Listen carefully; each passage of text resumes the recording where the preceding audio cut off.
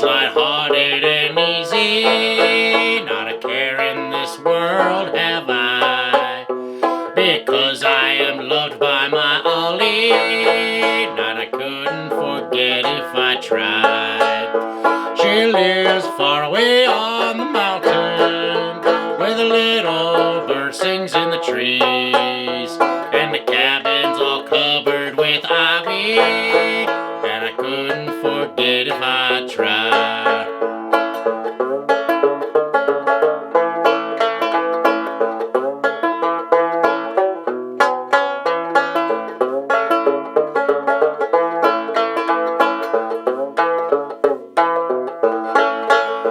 The day I said goodbye to Ollie was a day I will never forget.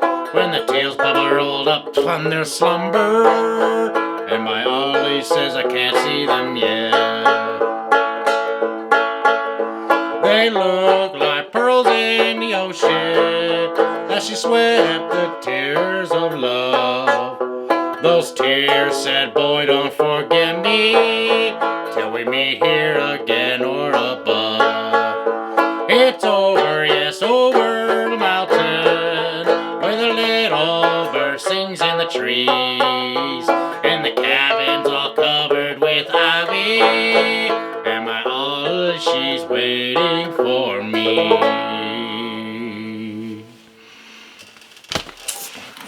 Hello again, y'all. Here's the mountain banjos that I promised.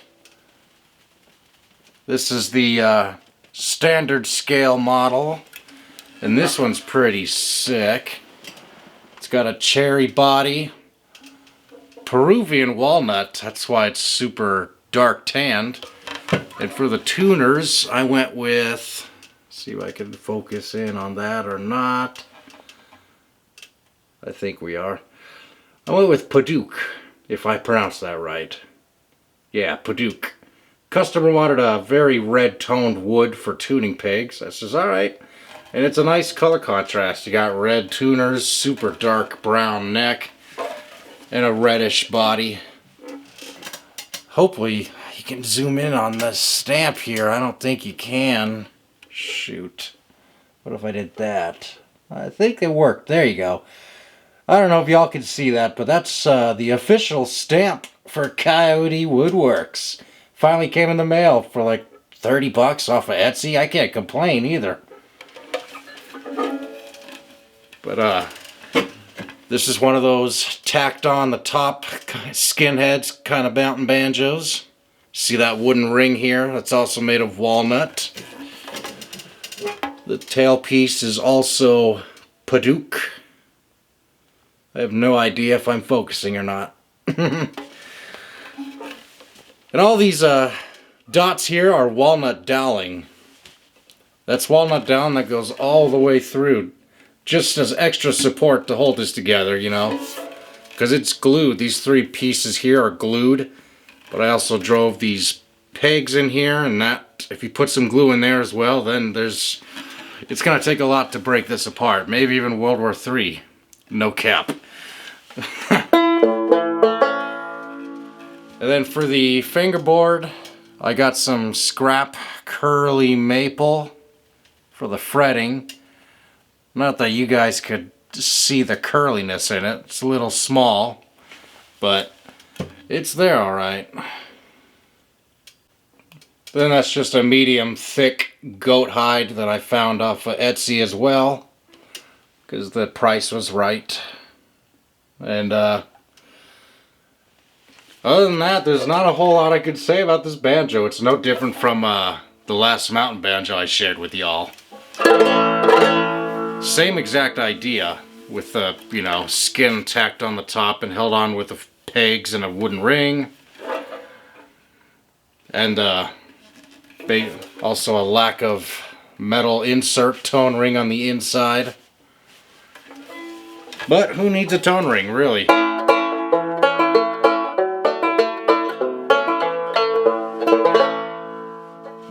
We're in open C, or relative open C right now.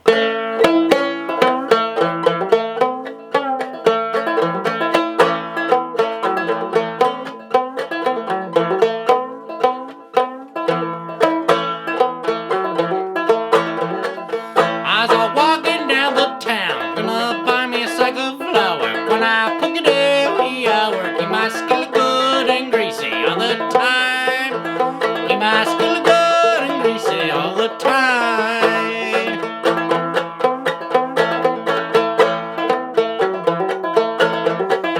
As I walk down the street and I stole him a meat. I'm just joking. I can't do that. At least not. I can't fully commit to that. But we'll get back to this banjo in a little bit to play another song. Let's take the time to show the other banjo that I unfortunately can't do a whole lot with to actually show you just how well it sounds. Oh man, you could barely fit this guy in the freaking camera. This is a same exact idea with the raw sound of the wood inside without any tone ring. The skin's tacked on top with this wooden ring. Same idea. And same idea with flush frets too, but the big difference is it's a Seeger style, or basically, yeah, Seeger scale length banjo. So yeah, you're not going to catch this entire thing in one shot unless I'm way back there. Let's see if I can zoom in on it though, just a little. Maybe if I try this. It's all about the lighting. The peg head is inspired off of an old Vega style shape. And I didn't use a template on this one. I just freehanded it by just looking at an old Vega headstock on a picture. And it turned out okay, I'd say. And then that red inlay, it's also Padauk. I hope there's a way I can get you guys to see it more clearly too. I don't know. I hope you guys can see it alright. But that's just an upside down cross that I decided to put in. Not just for looks, but also to correct a little boo-boo. I kind of nicked the wood just a hair, and I couldn't justify filling it with wood putty and, you know, trying to match it or claim I could match it and sell it off as a unnoticeable fix, because I don't like to play the when in doubt ship it out game, you know. I've done that too many times for other people when I didn't have a choice, but I ain't gonna do that to anybody, because if it pisses me off, it's gonna piss off the customer. So that's the way I see it anyway. But other than that, it's a pretty cool peg head. Oh, I think we're finally zooming in for the damp. Yeah. Got some leftover Peruvian walnut for the frets and just regular walnut doweling for the fret marker dots. And then the same idea here. Walnut doweling that goes all the way through to the back. I tell you, it's going to take something massive to break this apart.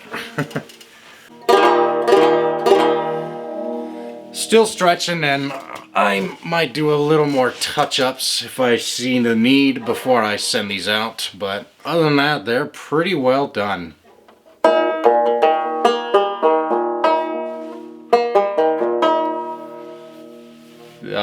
The thing I was talking about earlier with why I couldn't show you a whole lot with this one is, this is, as you might have noticed, left-handed. See that 5th string tuning peg? Yeah, right there. I wish I could play left-handed, then I could truly tell just how wonderful it is, or at least I could get a better feel for it, you know. And obviously that doesn't stop me from making sure everything's good. It's just, it sucks not being able to actually properly test your own product, you know. But I'll try and play it backwards for a teeny bit.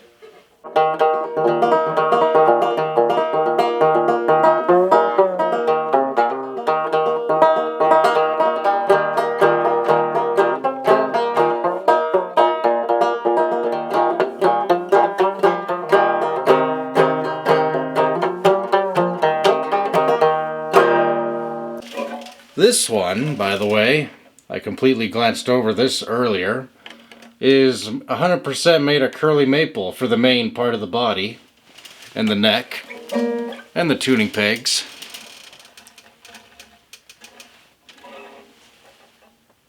Yeah, there you go. I'll just do one more visual for you guys. Hopefully, seems like the camera is working. The fingerboard has the most pretty curly to it, in my opinion. Okay. Yeah, that's better. Gosh, my apologies if this entire time you guys haven't been able to see shit. There's the walnut fretting and doweling, as I said before. Oh yeah, I think you could see it just a hair better. Right here you could definitely see the curly, absolutely. So what happens if we turn it on here? Ah, okay. Yeah, see? It's all about the lighting. So if you could see that, can you see the rest of the neck? Yeah, right there. I think you can see it for sure.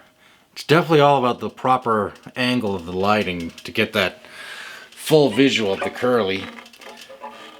But as far as the finish goes for both banjos, I just went with a full ton oil finish. I want to say I did about 3, maybe a 4th coat, but then after the 4th coat, for starters, for the first 3 coats, you put it on pretty thin, then you wipe off the excess after 10 or 15 minutes. Then when you come back again, you can either scuff sand a little bit, sometimes I do, sometimes I don't, and then you go over again with another coat, and then rinse this and repeat, you know. 10 minutes, go back, wipe out the excess. And then afterwards, you decide if you want to do a 4th coat or just a final coat on your 3rd coat. And after you get to your final coat, when I put it on as even as I can, and then I just kind of leave it.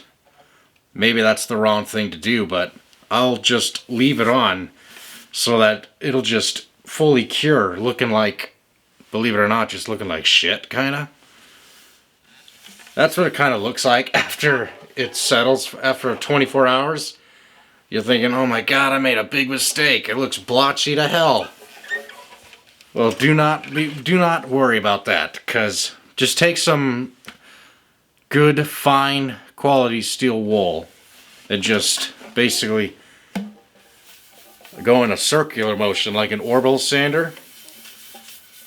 Like I would say press down a fair amount of, you know, force. By all means, don't try to, you know, you don't have to put in elbow grease like you would putting a tire on a car or anything like that, but just go in a nice, firm, circular motion, and if you keep coming back and feeling rust spots, then maybe press just a little harder on those spots. And then after a while, the blotchiness will disappear and it'll all look like an even finish. Well then shoot, let's see. Oh yeah, you can see the curly alright from there. Very happy with how this one came out. It's definitely a hell of a looker. But I'm going to put this one back and pick up the other one because it's one I can actually play. But let's change it up a little.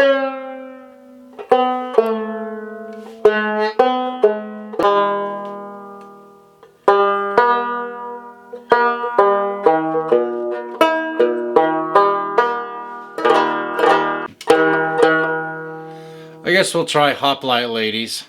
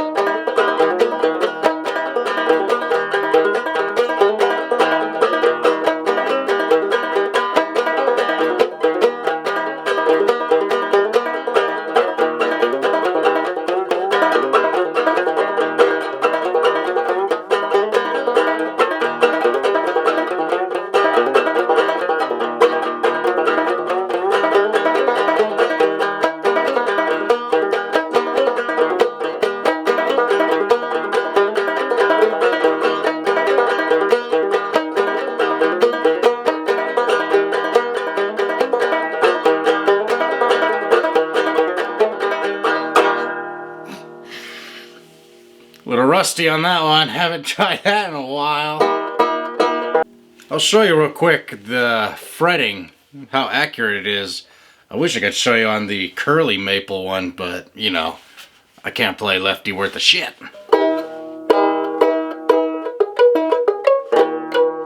Actually, wait a minute. I play that all the damn time. Let's go to back to a classic.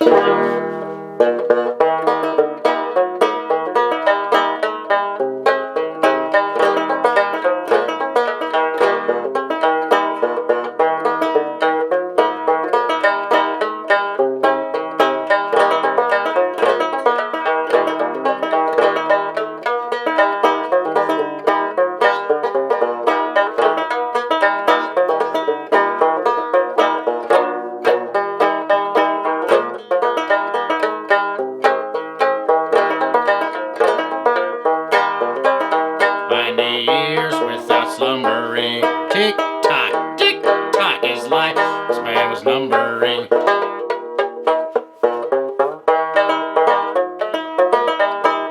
Damn, I completely botched that. Let's try that again.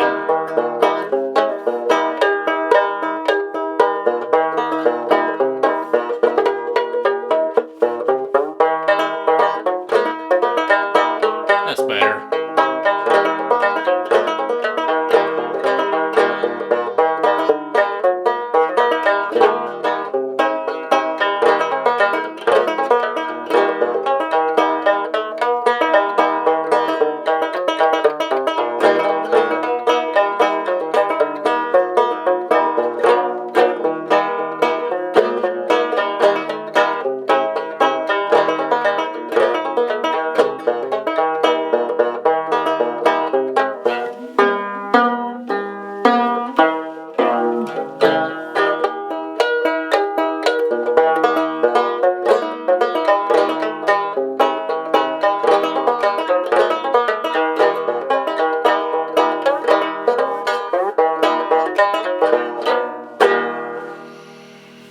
Well, there's my attempt at Grandfather's Clock. I'm sure most of you should know that song by now. But let's do one more close-up before we close out, because I'm very stoked on the look of these guys. There's our Padauk tuners. Padauk. Who the hell knows? My vocabulary is on par. There's that one. Let's do one more close-up of this guy here.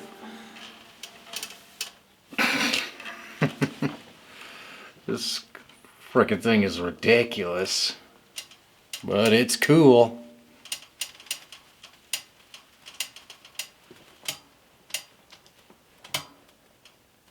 Well, those are the two mountain banjos, and there's be more to come.